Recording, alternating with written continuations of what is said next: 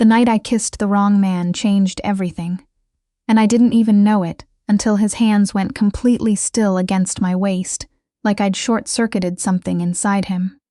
It happened at the Harlow family's 4th of July party, the kind of sprawling backyard event where half of Charleston showed up in linen and the other half showed up in sundresses, and everyone pretended the humidity wasn't absolutely killing them. I'd been dating James Harlow for 3 months, long enough to meet his parents, short enough that everything still had that soft, hopeful glow that relationships get before reality sets in. James was the kind of man I'd spent years convincing myself I didn't deserve. Steady, thoughtful, the sort of person who remembered how I took my coffee without being asked.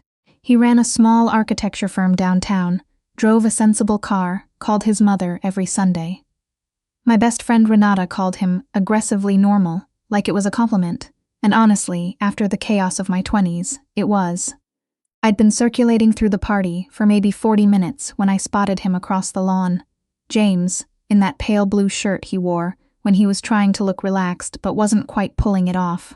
Or at least, I thought it was James. He had his back to me, same dark hair, same height, same way of standing with his weight, shifted slightly to the left. I walked up behind him and slid my arms around him from behind, pressed a kiss to the back of his neck the way I'd done 100 times, and said, "There you are. Your aunt just cornered me about my grandmother's potato salad recipe." He turned around, and it wasn't James. The man looking down at me had the same face, the same jaw, the same dark eyes, but the resemblance ended there. Where James smiled easily, this man's expression was controlled, almost careful. Where James was warm, this man was something else entirely. Measured, precise, like every reaction he had went through 3 layers of internal filter before it showed on his face. He looked at me for a long moment. "Wrong, brother," he said. His voice was lower than James's, with a quieter edge that somehow made it harder to look away from. "But I appreciate the greeting." I stepped back so fast I nearly knocked over a drink table. "I'm so sorry," I thought. "You look exactly." I was babbling, my face burning, and he just watched me with this expression that I couldn't read at all, which somehow made it worse. "Nora," a voice said from my right, and suddenly the real James was there, his hand on my elbow, steady and warm. "I see you've met my managed. I meant to mention that. James?" I know. He squeezed my elbow, and I could tell he was trying not to laugh. "Nora, this is my brother Cole. Cole, this is Nora." Cole extended his hand. His handshake was firm, unhurried, and he held mine about 1 second longer than necessary before releasing it. "Nora," he said, like he was cataloging it somewhere. "I'm mortified," I told him honestly. "Don't be." Something shifted in his expression. Not quite a smile, more like the idea of one that he'd decided against at the last second. It was the most interesting thing that's happened to me all week. I did not think about that sentence for the rest of the party. That was a lie. I thought about it constantly. James's family was exactly what he'd described. Warm, chaotic, loud in the good way. His mother, Patricia, no, I should say Mrs. Harlow, though she immediately told me to call her by her first name, hugged me like she'd known me for years. His father asked me 2 questions about my job as a structural engineer consultant, and then seemed genuinely satisfied with the answers, which almost never happened. His younger sister chased their dog across the lawn for 20 minutes while everyone cheered. Cole stood at the edge of things, not unfriendly. He talked when people talked to him, laughed at the right moments. But there was a separateness to him that I noticed, like he was always partly somewhere else. "What does your brother do?" I asked James later, when we were sitting on the back porch with the fireflies starting to come out. James got quiet in the specific way he got quiet when he was choosing his words carefully. "Finance," he said, "private equity. He's very good at it." "That's not really an answer." "No," he agreed. "It's not." I didn't push, but I noticed Cole watching me from across the yard when he said it, and I had the distinct feeling he'd heard us anyway. The second time I saw Cole was 3 weeks later, at a dinner party hosted by mutual friends. He was already there when I arrived, standing by the bookshelf with a glass of bourbon and a look on his face like he was solving a problem no one else in the room knew existed. He saw me the moment I walked in. "Nora," he said, when I inevitably ended up next to the bookshelf, "how's the potato salad situation?" "Unresolved," I said. "Your aunt is relentless. She is." He turned slightly toward me, What are you drinking? Whatever you're having. He flagged down the host's partner and got me a bourbon without making a production of it. I took a sip and tried to figure out what to do with the fact that standing next to Cole Harlow made my nerve endings feel like they'd been plugged in. James told me you're in structural engineering, he said. Consulting, mostly. I advise on commercial renovation projects. I looked at him sideways. He told me you're in private equity, broadly. He was similarly vague. Something moved behind Cole's eyes. James worries about people's impressions of me. He always has. He said it without bitterness, just as a fact, the way you'd state that water was wet. We're very different people. I noticed. I imagine you did. He glanced at me. Does that concern you? Should it? The corner of his mouth moved. That almost smile again. That depends entirely on how you feel about gray areas. I didn't answer, because James appeared at my shoulder then, his hand finding the small of my back, and I felt guilty for the warmth that had been building in my chest for the past 10 minutes. James was good, genuinely, consistently good, in a way that should have been everything I wanted. He texted when he said he would. He showed up when he promised he would. He remembered that I didn't like cilantro, and that my mother's birthday was in March, and that I got quiet when I was overwhelmed instead of loud. Renata had a theory about this. She shared it over brunch the following weekend over Eggs Benedict. She'd declared, aggressively okay. You've spent your entire dating life choosing men who needed to be fixed, she said. Now you've found one who doesn't, and part of you doesn't know what to do with that. That's very therapist adjacent of you. I took one psychology class in college, and I've been coasting on it ever since. She pointed her fork at me. What's actually going on? I stared at my coffee. I met his brother. Renata put down her fork. I told her the whole story. The mistaken kiss, the party, the bookshelf at the dinner party. The way Cole said my name like he was filing it somewhere important. The almost smile that felt like the tip of something much larger underneath. Okay, Renata said when I finished. First question, does this guy actually like you? Or is he just dangerous seeming and you're pattern matching? I genuinely don't know. Second question, are you actually falling for him? Or are you just scared that James is good for you, and you're looking for an exit? I didn't answer that one either. Both of those are the same problem, by the way, she said. Just from different angles. She was right. I knew she was right. I drove home from brunch telling myself she was right. The third time I saw Cole wasn't an accident. James had a work trip, a client presentation in Atlanta, a week-long project that had been on the calendar for months. 2 days in, I got a call from a number I didn't recognize, and when I answered, Cole's voice came through. Nora. Cole Harlow. He paused. I got your number from James's assistant. I hope that's not strange. That depends on why you called. I'm in your neighborhood. There's a restaurant I've been trying to get a table at for 6 months, and I have a reservation for tonight that I got through somewhat questionable professional channels. I thought you might want to join me. I stood in my kitchen for a long moment. Cole, yes, you do understand that I'm dating your brother. I'm aware, he said. I'm also aware that you're intelligent enough to decide for yourself whether you'd like to have dinner with someone. No other agenda than that. The restaurant was the kind of place where the menu didn't have prices, and the lighting was designed to make everyone look like they were in a painting. Cole was already there when I arrived, at a corner table with a view of the whole room. You look like you're running surveillance, I told him. Habit, he said, and I couldn't tell if he was joking. We talked for 3 hours. I learned that he'd grown up in the same house as James, but felt, from an early age, like they'd somehow developed in different directions. James toward warmth and community and the kind of life that made sense on paper. Cole toward something quieter and more contained, toward systems and leverage, and the way money moved through cities like water finding its level. He wasn't apologetic about it. He was just precise about it. Do you like what you do? I asked.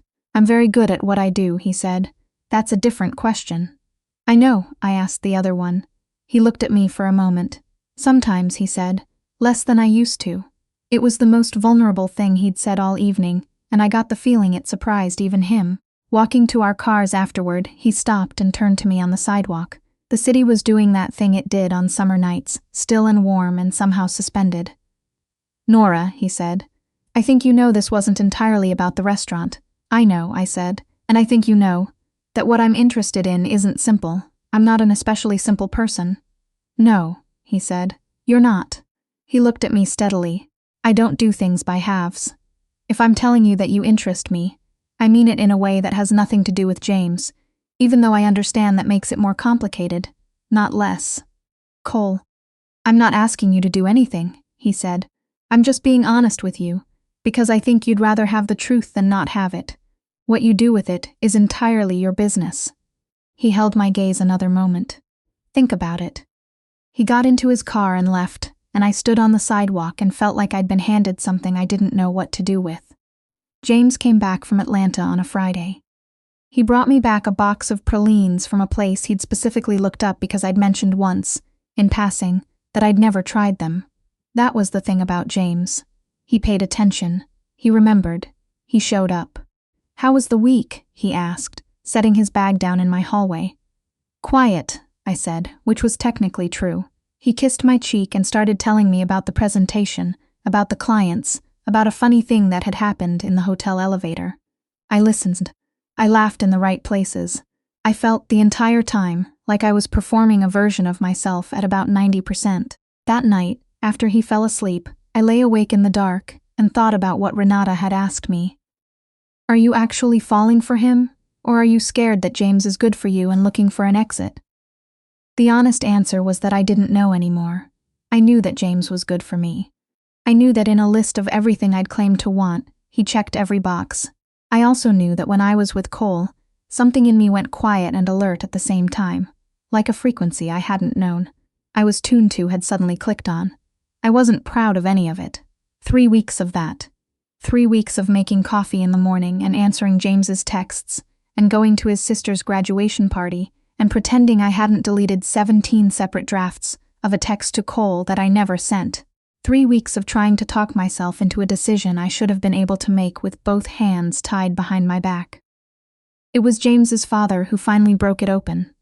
Robert Harlow was a quiet man in the way that certain men are quiet, not absence but density, like all his words had been compressed into a smaller space. He'd built a real estate investment company over 30 years, and then handed the operational side to James, and kept the strategic side for himself, which was how he'd ended up at the same industry conference I was presenting at in September. He found me at the coffee station afterward. Walk with me, he said, which was not a request. We walked through the conference center, past the vendor booths and the breakout rooms, and he asked me 2 or 3 questions about my presentation that were sharper than they should have been from a man who ostensibly wasn't in my field. Then he stopped walking. I'm going to say something direct, he said. You can tell me to mind my own business and I won't take offense. All right. I've watched my sons their whole lives. James loves carefully, the way he does everything, deliberately, with both feet in. Cole loves like weather. You don't choose when it happens and it doesn't ask your permission. He looked at me. I'm not telling you which one to choose. I don't believe parents get that vote. He paused. But I'm telling you that James can feel something is wrong. He hasn't said it. He won't say it because he'll talk himself out of every instinct rather than risk being unfair to you. That's his nature. His eyes held mine. The kindest thing you can do for both my sons is be honest. He got himself a cup of coffee and walked away. I stood at the coffee station for a long time. That evening I texted Cole, "We need to talk." He responded within 2 minutes, when and where. I named a bar near my apartment, quiet on weekdays, the kind of place where nobody paid attention to anyone else. He was already there when I arrived, at a table in the back. No bourbon this time, just water, which somehow felt significant. Before you say anything, I said, sitting down, I need you to understand something. I'm not here because you're exciting or because James is boring. That's not what this is. I know that, he said. I'm here because when I'm with you, I feel like the real version of myself and not a slightly softened, slightly smaller version. And I have been fighting that for 2 months because James is a good man who doesn't deserve this. Cole was quiet. Say something, I said. I'm deciding whether to say what I actually think or what would be appropriate. Say what you actually think. He leaned forward. James is a good man. I love my brother. I'm not competing with him. I gave up competing with James when we were 22, and I realized we weren't in a race. We were just different people going to different places. He looked at me directly. But you came here tonight, and that tells me something. It tells you that I'm a mess. It tells me that you've already made your decision, and you're trying to find the courage to own it. He paused. Have I done anything to manipulate this? To push you away from James? No, I said, and meant it. You told me the truth about what you wanted, and then you left it alone. That's the only way I know how to do it. He reached across the table and put his hand over mine, not possessive, just present. Nora, what do you want? The question landed in the middle of my chest and sat there. You, I said very quietly. Even though it's selfish and it's going to hurt James and it complicates everything. He turned my hand over in his and held it properly. Then let's figure out the rest. I have to tell James in person, I said. Tomorrow. He deserves that, agreed. And Cole. I need you to know this isn't because you're dangerous or because I have some self-destructive pattern I'm acting out. I looked at him. When I'm with you, I don't feel like I'm performing. I feel like someone decided to see me clearly and chose to stay anyway. Something changed in his expression. Not softened, because Cole didn't quite soften, but opened, somehow. Like a door that had been pulled just slightly off the latch. I've been waiting, he said, for someone who'd figure out that they weren't the problem they'd always been told they were. We stayed until the bar closed, and he drove me home and walked me to my door, and kissed me once, carefully, like he was making a commitment with it. James took it the way James took everything, with more grace than I deserved. I went to his office the next morning, which was a terrible idea because I cried in the elevator. His assistant gave me a concerned look and waved me through. Nora. He stood when I came in, and I could see from his face that he'd known, not everything, but the shape of it. Sit down. I sat, I told him. I used the words that were true rather than the words that were easier. That he was good, genuinely good, and that I hadn't been honest with myself about what was happening, and that he deserved someone who was fully present with him. He listened without interrupting. Cole, he said when I finished. Yes, how long? I haven't. Nothing happened until last night. But I've been. I stopped. Long enough that I wasn't being fair to you. I'm sorry, James. He was quiet for a while. He looked out his window at the Charleston skyline. When he turned back, his eyes were hurt in the specific way that's worse than anger because you can't argue with it. I'm not surprised, he said. I want to be, but I'm not.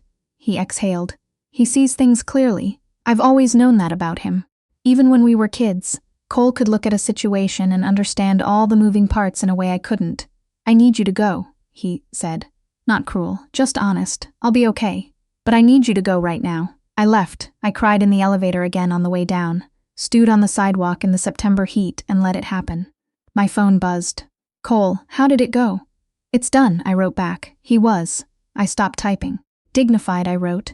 He was dignified. He would be a pause. Are you all right? Not yet. I will be, I know. And then, I'm outside. I looked up, and there was a black Audi, double parked across the street. Cole leaning against the driver's side door with his arms crossed and his collar open, and an expression on his face that I was starting to learn to read. That particular quality of stillness that meant he was somewhere between careful and completely decided. I crossed the street. He unfolded his arms and pulled me in, and I pressed my face against his shoulder and held on. I've got you, he said against my hair. Whatever comes next. Whatever comes next turned out to be a significant phrase. The Harlow family learned about us by the following Sunday, because Charleston is a small city with a long memory, and Cole Harlow being seen holding someone's hand outside a restaurant was, apparently, noteworthy. James's mother called me. It was not a warm call. You hurt one of my sons, she said, very evenly. I need you to understand that I know that. I do understand it, I said. I'm sorry. A pause. Cole has never brought anyone to Sunday dinners, not once in 35 years. He's asked me if he can bring you next week. I didn't know what to say. I'm not blessing this, she said. Not yet, but I'm also not standing in the way of it. Cole makes his own decisions. Another pause. You hurt him and I will find ways to make your professional life very difficult. Do you understand? I do. Good. Her voice softened fractionally. He plays piano, you know. He thinks no one notices, but he plays when he's trying to work something out. He's been playing a lot lately. She hung up before I could respond. Sunday dinner at the Harlow house with Cole by my side felt like defusing a bomb while wearing oven mitts. James was absent. A work conflict, his mother said. with a tone that made clear it wasn't a work conflict. His sister gave me a look that I deserved and then chose, graciously, to talk to me about her job anyway. Robert Harlow asked Cole a pointed question about business that was clearly a proxy for a conversation they'd been having for years. Cole answered with 2 sentences and a precision that closed the topic without being rude. Under the table, he found my hand. After dessert, Cole's father caught my eye and said simply, "You chose the difficult one." "I know," I said. "Why?" The table went quiet. "Because with James I was the best version of myself that I thought I was allowed to want," I said. "With Cole I'm the actual version, even when it's harder." I looked at Cole, who was watching me with that particular stillness, especially when it's harder. Robert Harlow looked at his son, then back at me. He picked up his coffee cup. "All right," he said. "It wasn't everything. It wasn't forgiveness, and it wasn't easy, and James's absence at that table was a specific kind of absence that I felt in my sternum. But it was something. The months that followed were not a montage of happiness. My professional reputation took a small hit, the kind of thing that happens in industries where everyone knows everyone, and the story that circulated was that I'd traded one Harlow brother for the more powerful one. That wasn't what happened. It also wasn't something I could easily correct without making everything worse, so I absorbed it and kept working and let the quality of my work be the argument. Cole's response to anyone who made a snide comment in his hearing was swift and quiet and unambiguous. He didn't threaten. He just redirected resources, a deal pulled here, a referral withheld there, with the calm efficiency of a man who'd learned decades ago that the most effective responses are the ones that don't announce themselves. "You can't protect me from everything," I told him. "I'm not trying to protect you from everything," he said. "I'm removing the people who don't deserve access to your work." "That's not the same thing." "Cole, you built your career on your own merits in a field that actively resisted you doing so," he said. "I'm not going to let someone else's narrative about our relationship be the thing that knocks that down." He looked at me. "That's not control. That's just refusing to accept a version of events that's wrong." I didn't argue, partly because he wasn't wrong, and partly because I was starting to understand the difference between Cole being controlling and Cole being precise. And the precision, when it was aimed at protecting something that mattered to him, looked different from the outside than it felt from the inside. The conversation with James happened 4 months in. He called me on a Tuesday evening, which I didn't expect, and his voice was quieter than it had been the last time I'd heard it. "I've been thinking," he said, "about whether I'm going to stay angry or whether I'm going to be someone I actually respect." I waited. "I don't forgive you yet," he said. "I want to be honest about that. But I also," he stopped. "You told me in his office that I deserved someone who was fully there. You were right. I just didn't want to hear it, James. I'm not doing this for you," he said, "or for Cole. I'm doing it because I have a niece or a nephew to eventually meet, and I'm not the kind of person who lets family become strangers over pride." A pause. "Are you happy?" The question caught me off guard. "Yes," I said. "Not in the way I expected to be. It's more complicated than I thought happiness would be." "But yes." "Good," he said, and hung up. I sat with that for a long time. The thing nobody tells you about choosing the complicated path is that complicated doesn't mean wrong. It means you're somewhere real. It means the terrain is actual terrain, not a stage set. And when something is beautiful inside it, the beauty counts in a way that beautiful things on stage sets don't. Cole and I were 8 months in when I came home from a site visit in Colombia to find him in my kitchen, making something that smelled like the pasta his mother made at Sunday dinner. He'd let himself in with the key I'd given him 3 months ago. The piano he'd had moved into the spare room. At my suggestion, after I figured out the sheet music marks and the way he played at midnight when he thought I was asleep, was quiet. He was on the phone when I walked in, but he saw me immediately, and he held up one finger in the 1-second gesture and said something quiet and final into the phone and ended the call. "Good trip?" he asked. "Productive. What are you making?" "My mother's schnitzel, approximately." He handed me a glass of wine. "She called me today. Is she okay? She wanted me to tell you that she's been thinking about what you said at Sunday dinner, about being the actual version of yourself." He paused. "She said she understood it." I set down my wine. Cole, that's a big deal." "I know," He looked at me with that expression I'd slowly learned to translate, the one that looked like stillness from the outside, but meant he was completely, entirely present. I told her you were the first person I'd met in a long time who didn't want something from me, who just saw the thing and responded to it. You make yourself very hard to see, I said. I know. He stepped forward and put his hands on either side of my face. You didn't seem to care. I kissed him. He kissed me back, and it was the same as it always was, deliberate, focused, like he was paying full attention to a problem he actually wanted to solve. I love you, I said, against his mouth. Even though you are genuinely the most complicated person I have ever met. I love you too, he said. Even though you make it very difficult to be in control of anything. Good. He laughed. An actual laugh, one of the ones that was still surprising to me every time it happened. He pulled me closer. James is coming to Sunday dinner this week, he said. I know. Your mom told me. It's going to be awkward. Enormously. We're doing it anyway, obviously.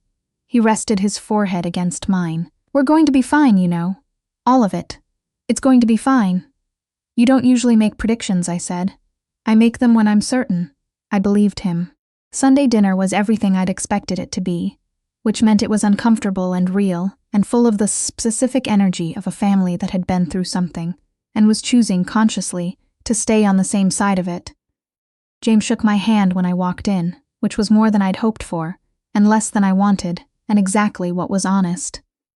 He sat across from Cole at the table. They talked, not warmly, not yet, but without the static charge that had been there before. About a project James was working on, about the Clemson game, about their mother's new garden, which was apparently a significant topic in the Harlow household. Halfway through dinner, James caught my eye across the table. He held it for a second. Then he looked away. It wasn't forgiveness. Not fully, not yet. But it was something that could become forgiveness, given enough time, and enough Sunday dinners, and enough proof that choosing Cole hadn't been about winning, or trading up, or any of the stories people told about it. It had been about being seen. About finding the person who looked at you, and didn't instinctively reach for a softened version, to make things easier. After dinner, Cole found me standing on the back porch where the fireflies were just starting, the same porch where I'd asked James of his brother the first time. Okay? He asked, getting there. He stood beside me, and we watched the yard together. The same yard where I'd kissed the wrong man at a 4th of July party and started a chain reaction I couldn't have predicted if I'd tried. Thank you, I said. He glanced at me. For what? For not making this simple, I said. For being exactly what you actually are, and letting me figure out what to do with it. He was quiet for a moment. Then, thank you for not needing me to be easier. The fireflies came up one at a time, then in clusters, lighting the dark in that specific summer way that makes you think the world is trying to tell you something if you'd just slow down enough to hear it. Some choices don't look like choices when you're making them.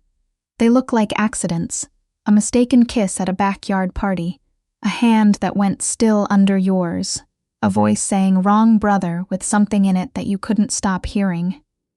It's only later, when you're standing somewhere real with someone who sees you clearly, that you understand the accident was just the beginning of a decision you were always going to make. The bravest thing isn't choosing safety, it's choosing truth and staying in it, even when the road there was messier than you planned.